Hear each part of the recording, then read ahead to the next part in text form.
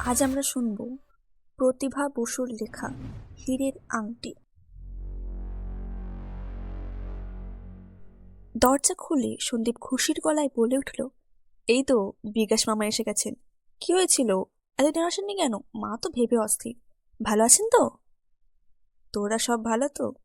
বিকাশ মামা ঘরে ঢুকে এলেন। বসার ঘরে নিয়ে বসাতে বসাতে সন্দীপ বলল, আমরা সবাই ভালো। আপনার ভক্ত হনুমানটি তো একজোড়া নতুন তাস কিনে বসে আছে। কবে তার মামাদু এসে তাসের ম্যাজিক শেখাবে। কোথায় সে? এবার তার ক্লাস 10 হলো, নতুন ক্লাসে উঠেছে, নতুন বই কেনা হয়েছে, মহা উত্তেজিত। দাঁড়ান, ডাকছি। ডাকার আগে ভক্ত হনুমান হাজির। তুমি এসেছো মানাদু? তুমি আমাকে সেদিন যে দুটো খেলা শিখিয়ে দিয়ে গিয়েছিলে, সে দুটো দেখেই তো আমি সারা স্কুলে নাম করে ফেলেছি।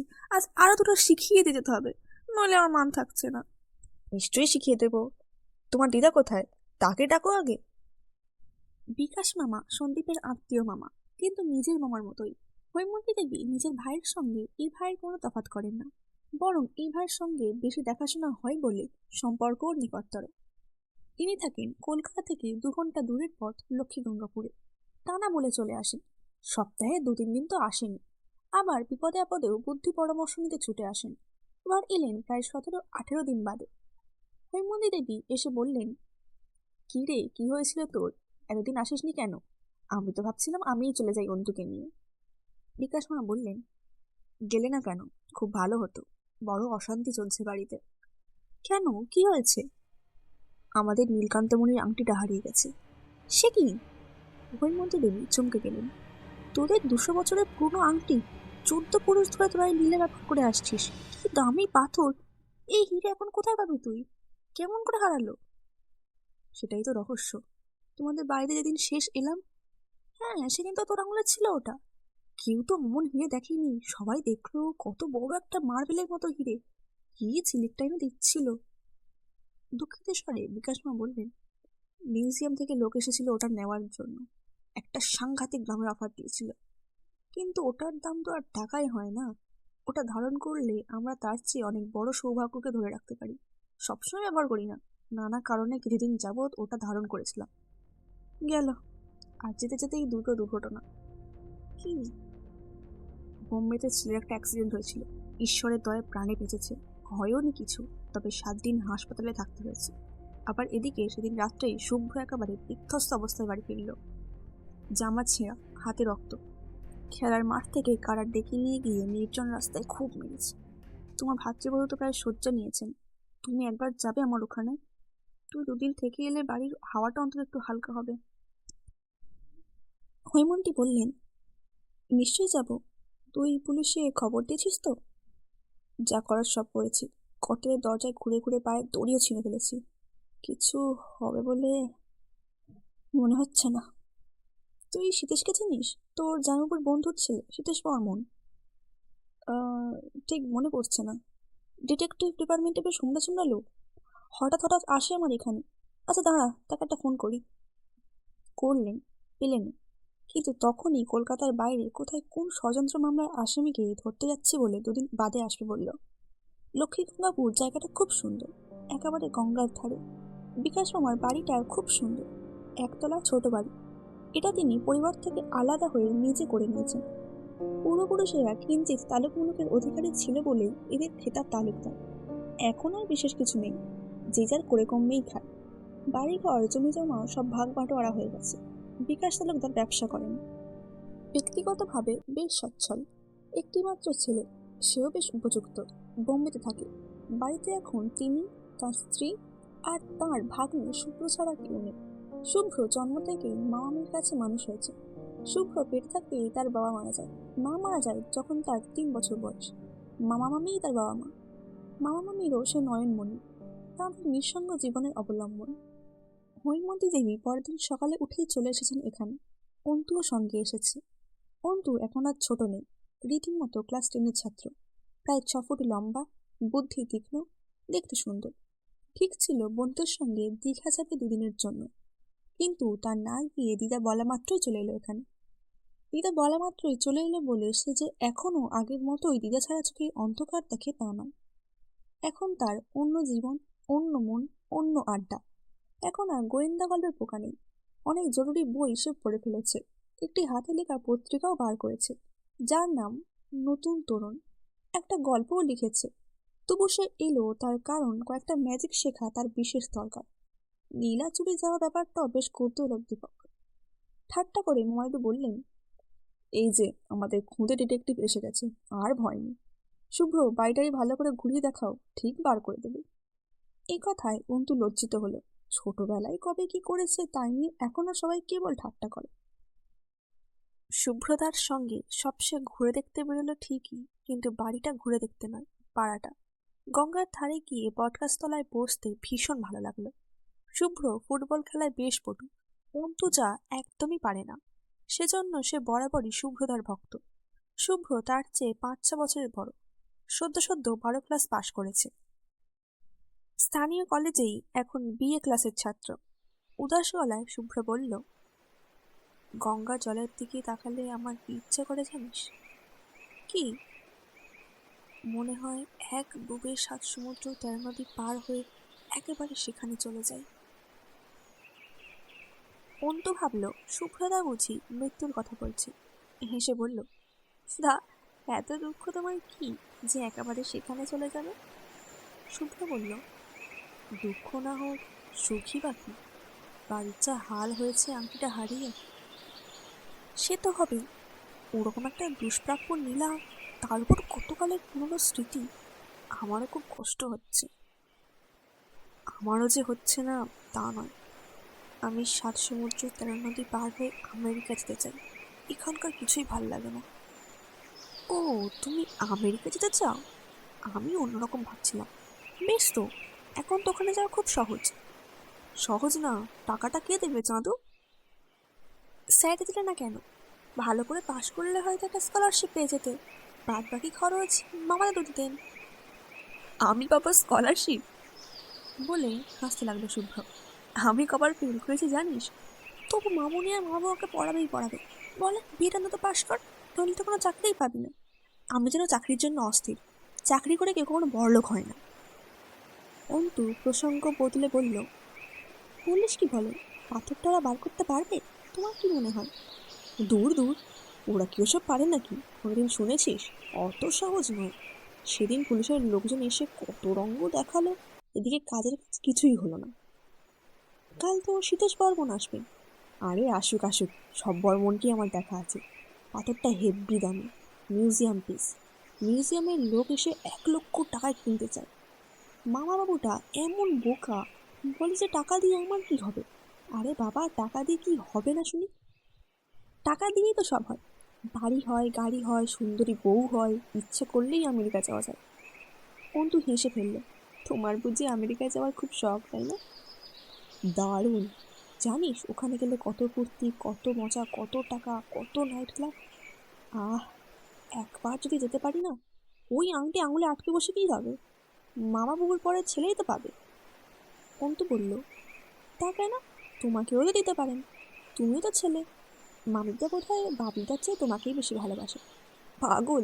আরে বাবা, ছেলে আর ভাগ্নি কখনো সমান হয়? তার উপরে বংশানুক্রমে তো আসতে হবে ওটাকে। মামিদা ভাবছেন ওই নীলাটা হারিয়েছে বলেই তুমি সেদিন মার খেয়েছ। ধুত, যত সব বাজে সংস্কার। তবে এতদিন কখনো মার খেলে না, সেদিন খেলে কেন?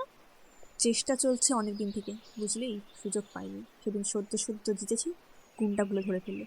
মাঝখান থেকে আমার অত সুন্দর জামাটা ছিঁড়ে গেল।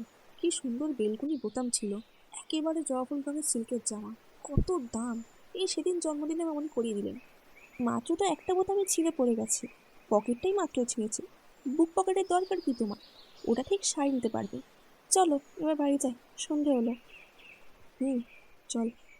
দুজনে উঠে হাঁটতে লাগলো বাড়ির দিকে। পরের দিন রোববার বেলা 10টা নাগাদ এসে পৌঁছে গেল সীতেশ। ছুটির দিনে এই আউটিংয়ের নিমন্ত্রণ পেয়ে সে খুব খুশি হয়েছে। হৈমন্তী একটা চিঠি লিখে আমন্ত্রণ জানিয়ে বলেছিলেন, কলকাতা থেকে মাত্র 2 ঘন্টা রাস্তা।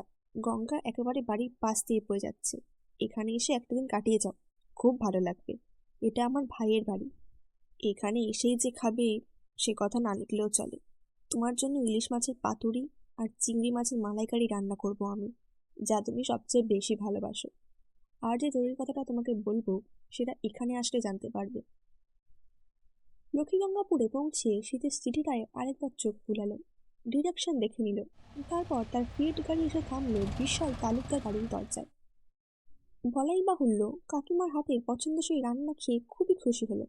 বাড়ির লোকজনদেরও খুব ভালো লাগলো। তারপর আসল কথাটা শুনল। বিকাশবাবু বললেন, পুলিশের লোক দুদিন এসে ঘুরে ফিরে গেছে সব। হৈমন্তী বললেন, তুমি যদি তোমার অফিসারদের একটু মনোযোগ দিতে বলো, আমার মনে হয় তাতে অনেক বেশি কাজ হবে। চিন্তা করে সমীর বলল, আচ্ছা, মিউজিয়ামের ভদ্রলোক যখন পাথরটার বিষয়ে দাম বলছিলেন তখন কি ঘরে কোনো তৃতীয় ব্যক্তি উপস্থিত ছিল? বিকাশ বললেন, না বোধহয়। শুভ্র কলেজ চলে গেছে, আর পঞ্চানন তো সবসময় রান্নাঘরেই ছিল। পঞ্চাননকে? আমার মা বাবার আমলের পুরনো রান্নার লোক। সে ছাড়া আপনাদের আর কোনো কাজের লোক আছে? আছে ঠিকই, আকাশের মা। সুরপাড়া বস্তিতে থাকে। কত দূর? খুব দূর নয়, জায়গাটা আবার কতটুকু? ওদের কে আছে? স্বামী নেই, মেয়ে জামাই আছে, তারাও ওই বস্তিতেই থাকে। যখন দেখলেন আংটিটা নেই তখন আপনার স্ত্রী বাড়ি ছিলেন না? না। ভাগ্নেও নয়? না। ওরা ফিরলেন কখন? স্ত্রী 8টার সময় ফিরলেন, শুভ্র 9:30টায়। কখন বেরিয়েছিলেন ওরা? শুভ্র বেরিয়েছিল 3:30টাতে। ওদের ক্লাবে সেদিন একটা টি পার্টি ছিল। স্ত্রী বেরিয়েছিলেন তার খানিক বাদে ওর এক বন্ধুর বাড়ি। তারপর? ওরা বেরিয়ে গেলে দরজা বন্ধ করে আমি শুয়ে পড়েছিলাম। কখন ঘুমিয়ে পড়েছি খেয়াল নেই। উঠে দেখি অন্ধকার, প্রায় 7টা। 7:30 নাগাদ আমার এক জায়গায় যাওয়ার ছিল। দৌড়ে চান করতে গেলাম। যাবার আগে খাবার টেবিলের উপর ঘড়ি আর আংটিটা খুলে রেখে গেলাম। আপনি তো খাওয়ার ঘরটা দেখলেন, সঙ্গেই বাথরুম। আর একটা দরজা আছে পাশে পিছনে উঠোনে যাওয়ার জন্য, সেখানে টিউবওয়েল আছে। ওরা বাসন টাসন মাজে। উঁচু দেয়াল ঘেরা। দরজা বন্ধ ছিল, জানলাটা খোলা ছিল। এই সময় বিকাশ তালুকদারের স্ত্রী উষা বললেন, আমাদের কাজের লোকেরা কিন্তু খুব ভালো, ওদের আমরা সন্দেহ করি না। তাছাড়া পঞ্চানন আংটি হারাবার 4 দিন আগে এসে গেছে। আকাশের মা ওসব খেয়াল টেয়াল করে না। শুভ্র বলল, না মামুনি, আকাশের মা কিন্তু বেশ চালাক।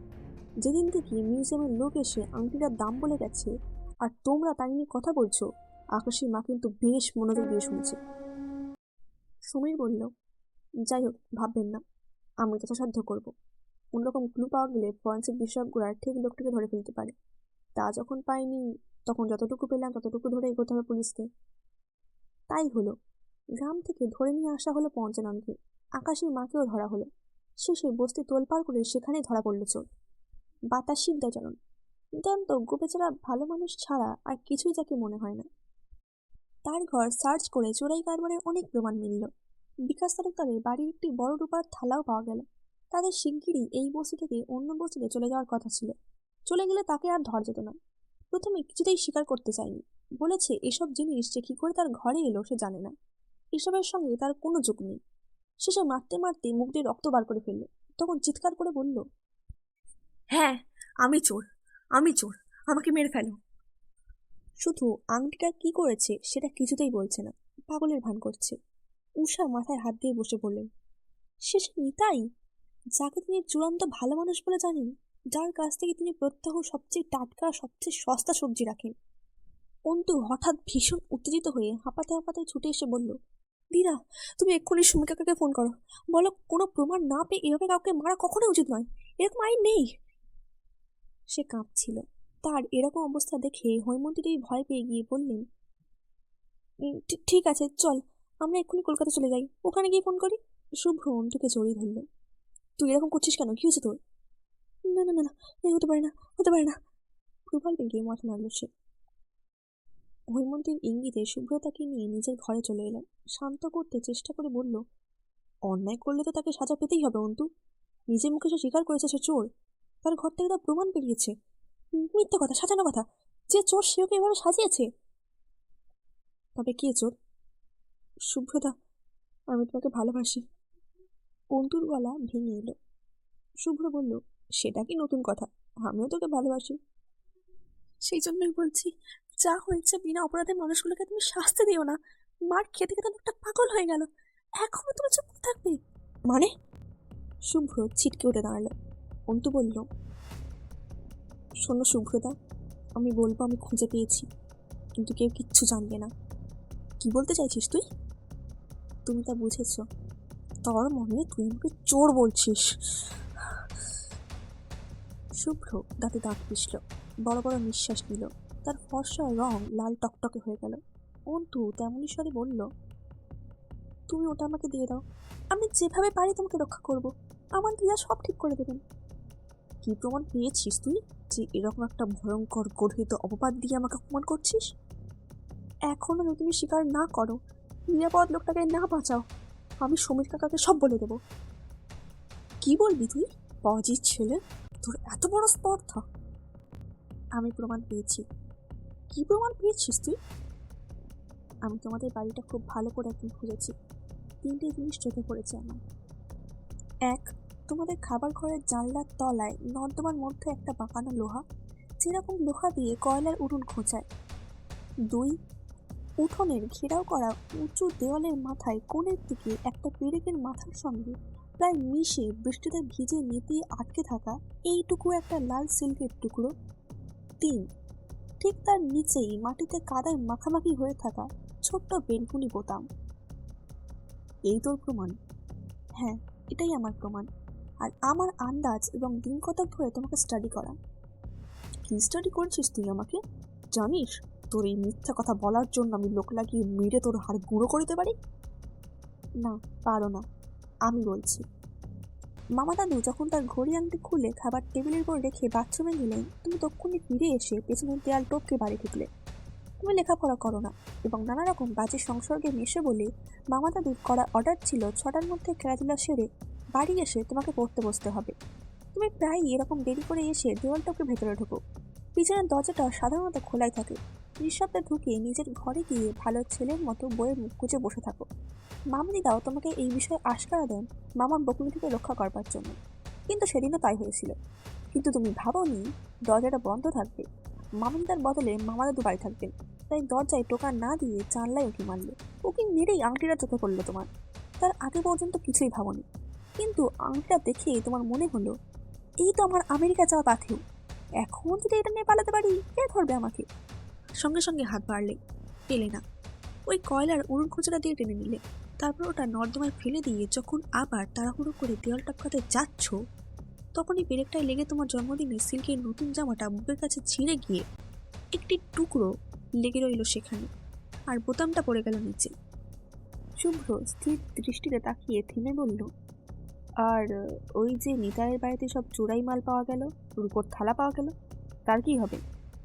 আমি সেটা নিয়ে ভাবিনি, কিন্তু বুঝতে পেরেছি ওটা নিজেকে রক্ষা করবার জন্য তোমারই কৌশল। তুমি তো সত্যিই ক্রিমিনাল নও। চুরি তোমার পেশা নয়, হঠাৎ একটা হয়ে গেছে, তারপর আর সামলাতে পারছো না। সহসা দুহাতে মুখ ঢাকলো শুভ্র। শুরু মোটা গলায় কেঁদে বলল, তুই আমাকে বাঁচা অন্তু। সত্যি আমি আর পারছি না। ওই নীলা প্রতি মুহূর্তে আমাকে মেরে ফেলছে, ওটা আমি আর চাই না। প্যান্টার কোমরে হাত ঢুকিয়ে কোথায় কোন লুকানো জায়গা থেকে সে বার করে আনলো নীলার আংটিটা।